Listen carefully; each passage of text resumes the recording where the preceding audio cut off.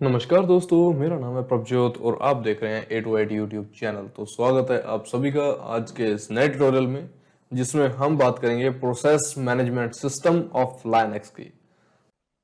इस वीडियो को लाइक करें। लेटेस्ट टेक्निकल वीडियोस देखने के लिए हमारे चैनल A2IT ऑनलाइन को सब्सक्राइब करें। बेल आइकन को दबाना ना भूलें। जैसा कि हम सब विंडोज के सिस्टम को यूज करते हैं, विंडोज के ऑपरेटिंग सिस्टम को, तो उसमें हमें एक टास्क मैनेजर होता है जिसकी हेल्प से हम अपने टास्क को, अपने प्रोसेस को देख सकते हैं, उनको मॉनिटराइज कर सकते हैं और अपने अकॉर्डिंग कस्टमाइज कर सकते हैं। लेकिन लाइनक्स में हमारे पास कोई डायरेक्ट टास्क मैनेजर नहीं होता। तो आज हम देखेंगे कि कैसे हम कमांड्स को अप्लाई करके अपने फॉरवर्ड और बैकवर्ड प्रोसेसेस को देख सकते हैं और क्या क्या डिफरेंसेस रहते हैं प्रोसेस में। तो चलिए शुरू करते हैं। तो सबसे पहले मैं बताना चाहूंगा कि हमारी प्रोसेसेस तीन तरह की होती हैं: फॉरवर्ड प्रोसेसेस, बैकवर्ड प्रोसेसेस और diamond processes in red hat Linux system में। तो सिंपली फॉरवर्ड प्रोसेसेस होती हैं जो हमारे फ्रंट एंड पे वर्क करती हैं। जैसे हम कोई भी एप्लीकेशन, कोई भी सॉफ्टवेयर को ओपन करते हैं तो वो फॉरवर्ड प्रोसेस मानी जाती है। उसी तरह से बैकवर्ड प्रोसेसेस रहती हैं जो बैकवर्ड पे काम करती हैं। फॉर एग्जाम्पल, हम कोई भी सॉफ्टवेयर यूज कर रहे हैं या कोई भी इंटरफेस यूज कर रहे हैं तो उसके बैकएंड में कुछ फाइल्स रहती हैं, कुछ प्रोसेसेस रहती हैं जो ऑटो रन होती हैं बाय ओएस ऑपरेटिंग सिस्टम। तो उनको हम बोलते हैं बैकग्राउंड प्रोसेसेस। फॉर एग्जांपल, जैसे हमने अभी सिंपली रेड हैट लाइनक्स को ओपन कर रखा है तो इसके बैकएंड में कुछ और प्रोसेसेस अभी भी वर्क कर रही हैं। जैसे कि टाइम ऑटोमेटिकली चेंज होता है तो टाइम के लिए भी कुछ प्रोसेसेस होंगी, कुछ पैच फाइल्स होंगी।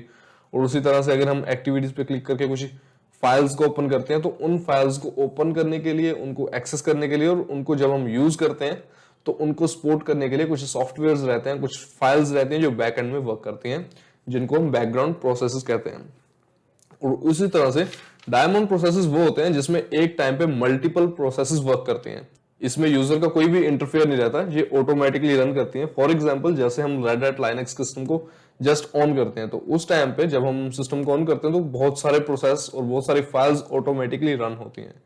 तो उन सब प्रोसेस के एक बंच को कह सकते हैं हम डायमंड प्रोसेस, जिसमें मल्टीपल फंक्शंस रन होते हैं लेकिन वो यूजर को डिस्प्ले नहीं होते, वो बैक एंड पे ऑपरेटिंग सिस्टम के थ्रू ही रन हो रहे होते हैं।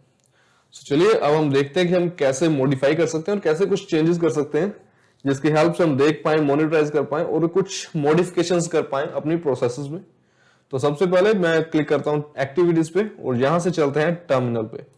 मोस्टली हम जितने भी कमांड्स हैं वो सारी हम अप्लाई करते हैं टर्मिनल पे। तो जैसा कि आप यहाँ पे देख सकते हैं कि मैंने टर्मिनल को ओपन कर लिया है। तो सबसे पहले हम बात करेंगे फॉरवर्ड प्रोसेस की। तो जो फॉरवर्ड प्रोसेस होती हैं हम उनको चेक कर सकते हैं सिंपली PS लगा के। तो जैसे कि आप यहाँ पे देख सकते हैं कि यहाँ पे सिर्फ अभी दो प्रोसेसेस वर्क कर रही हैं, बैश जो कि एक प्रोसेस है और सेकेंडली PS जो मैंने अभी रिसेंटली एंटर किया है। प्रोसेसेस वो डिस्प्ले होती हैं और मैं अभी एक प्रोसेस को रन करके दिखाता हूँ। जैसे मैं लिखता हूँ यहाँ पे स्लीप स्पेस 1000, ये हम इसको अज्यूम करते हैं एज अ वन प्रोसेस जो हमारे फॉरवर्ड में चलेगी। तो अब ये जो प्रोसेस है ये वर्क करना स्टार्ट हो चुकी है। लेकिन अगर ये ऐसे ही फॉरवर्ड में रन करती रहेगी तो हम कोई और प्रोसेस यहाँ पे कुछ भी और अप्लाई नहीं कर सकते। जैसे कि आप देख सकते हो कि मेरे टर्मिनल में मैं ट्राई कर रहा हूँ एंटर करने की ताकि मैं इस प्रोसेस के बाहर आ जाऊं, लेकिन मैं बाहर नहीं आ पा रहा हूँ क्योंकि ये प्रोसेस अभी फॉरवर्ड में चल रही है। तो हम या तो इस प्रोसेस को सिंपली ऑफ कर सकते हैं या फिर हम इसको एज अ बैकएंड पे मेंशन कर सकते हैं। मतलब कि हमारी ये जो प्रोसेस हमने रन की है इसको हम बैकएंड पे रन कर सकते हैं ताकि हम और भी कमांड्स अप्लाई कर पाए टर्मिनल की हेल्प से। क्योंकि जब तक ये प्रोसेस टर्मिनल पे एप्लीकेबल रहेगी हम कोई भी और कमांड्स या कोई भी और प्रोसेस को रन नहीं कर सकते। तो मैं सबसे पहले कंट्रोल Z दबा देता हूं जिससे सिंपली ये प्रोसेस स्टॉप हो गई है। और अगर मैं चाहता हूं कि इस प्रोसेस को मैं कंटिन्यू रखूं लेकिन मैं और भी कमांड्स को अप्लाई कर पाऊं तो मैं सिंपली सेम कमांड लिख के साथ में ऐड कर दूंगा एंड। और जैसे ही मैं यहाँ पे एंटर करूंगा प्रोसेस आइडेंटिफिकेशन नंबर मिल जाएगा और वो जो प्रोसेस है वो बैकएंड में चलती रहेगी। सो इस तरह से एंड की कमांड से हम अपने जितने भी प्रोसेसेस फॉरवर्ड में चलाएंगे उनको हम बैकवर्ड में चला सकते हैं। फॉर एग्जांपल, हम इसको यूज कैसे कर सकते हैं, जैसे हमारे रेड हैट लाइनक्स में हम एक कमांड यूज करते हैं gedit,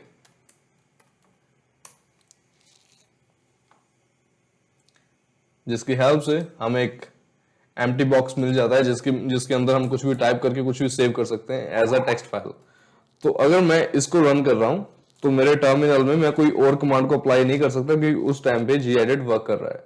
तो अगर मैं चाहूँ कि इस टाइम पे और मैं कमांड्स भी अप्लाई कर पाऊँ, जैसे मुझे कुछ और भी ओपन करना है, तो उसके लिए मुझे इसको या तो बंद करना होगा या फिर इसको मुझे बैकएंड में रन करना होगा। तो इसको बैकएंड में रन करने के लिए मैं कैसे यूज कर सकता हूँ?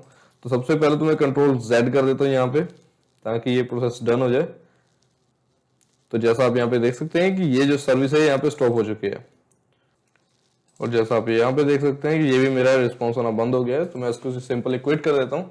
अब अगर मैं चाहूँ कि gedit को मैं यूज करने के साथ साथ और भी कमांड अप्लाई कर पाऊँ, तो मैं gedit के साथ एंड ऐड कर दूंगा और करता हूँ एंटर।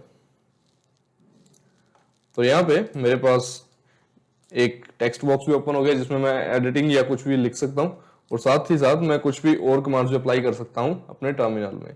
तो मैं दोबारा से लगाता हूँ PS और चेक करते हैं कि कौन कौन सी मेरी कमांड्स रन कर रही हैं। तो जैसा आप यहाँ पे देख सकते हैं कि मेरे पास यहाँ पे 2 स्लीप करके बैकएंड में सर्विसेज वर्क कर रही हैं, और बाकी ये gedit है और PS है। और अगर मैं किसी भी सर्विस को चाहूँ कि बैकग्राउंड सर्विस से फॉरवर्ड सर्विस में लेके आना है, तो मुझे सिंपली यहाँ पे लिखना होगा FG स्पेस उस पर्टिकुलर सर्विस का नंबर।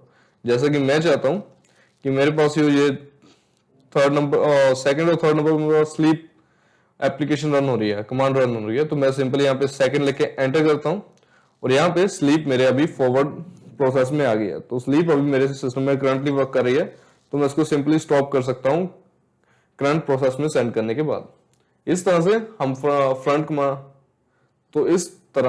हम जो फ्रंट प्रोसेसेस हमारे फॉरवर्ड प्रोसेसेस, उनको बैकवर्ड में सेंड कर सकते हैं, और बैकवर्ड वालों को फॉरवर्ड में सेंड करके उनको एडिट या उनको स्टॉप कर सकते हैं। तो अब हम देखते हैं कि हमारी जो डायमंड सर्विसेज हैं, डायमंड प्रोसेसेस होते हैं, वो कैसे वर्क करते हैं। तो मैं सिंपली यहाँ पे लिखता हूँ टॉप और मैं करता हूँ एंटर।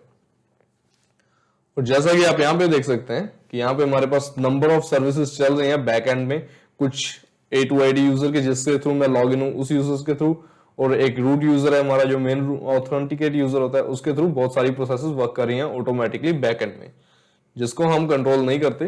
तो फिलहाल सिंपली हम अगर उनमें से किसी भी प्रोसेस को देखना चाहते हैं तो हम सिंपली टॉप कमांड का यूज करके उनको चेक कर सकते हैं। और टॉप कमांड को जब हम यूज करते हैं तो साथ के साथ वो और फर्दर डिटेल्स भी हमें ऊपर शो कर देता है, जैसे हमारे कमांड्स कितने टाइम से वर्क कर रही हैं, कितने यूजर्स लॉग इन है, और उसके अलावा टोटल कितने टास्क हैं जो हमारे वर्क कर रहे हैं, और उसके अलावा कितने हमारे टास्क जो स्टॉप हो चुके हैं वो भी साथ के साथ शो करता है, और भी काफी फर्दर डिटेल्स हमारी मेमोरी के रिलेटेड यहाँ पे शो करता है।